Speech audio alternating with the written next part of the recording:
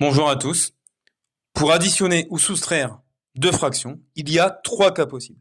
Le premier cas, c'est lorsque les deux fractions ont le même dénominateur, comme dans le premier exemple.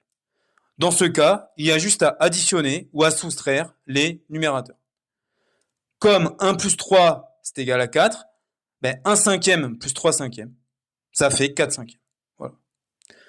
Maintenant, le deuxième cas, c'est quand les deux fractions n'ont pas le même dénominateur, mais que l'un des deux dénominateurs est quand même multiple de l'autre. Par exemple, dans le deuxième exemple ici, 8 est un multiple de 2.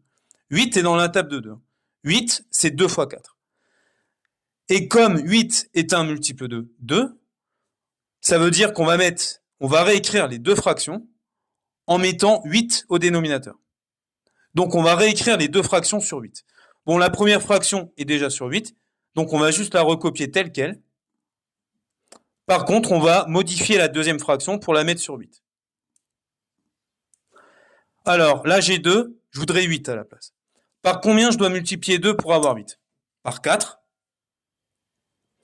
Mais si je multiplie le dénominateur par 4, je dois également multiplier le numérateur par 4. Et 1 fois 4, ça fait 4.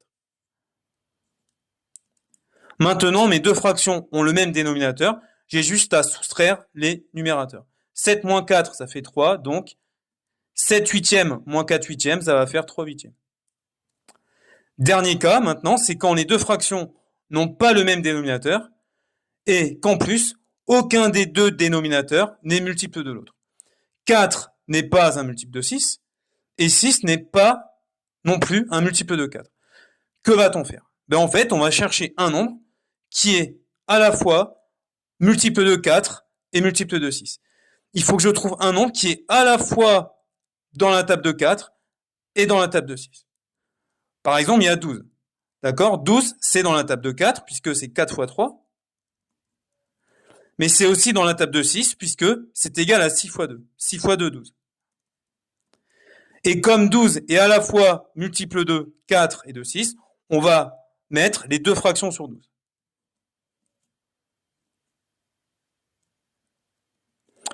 Donc 3 quarts, on va mettre 3 quarts sur 12. Alors, en bas, pour avoir 12, il faut que je multiplie par 3. 4 fois 3, 12.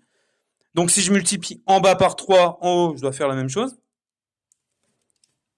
Et 3 fois 3, ça fait 9. Et là, j'ai 5 sixièmes. Alors, 6 fois 2, ça fait 12. Et si je multiplie en bas par 2, je dois multiplier en haut par 2. Donc ça va faire 5 fois 2, 10.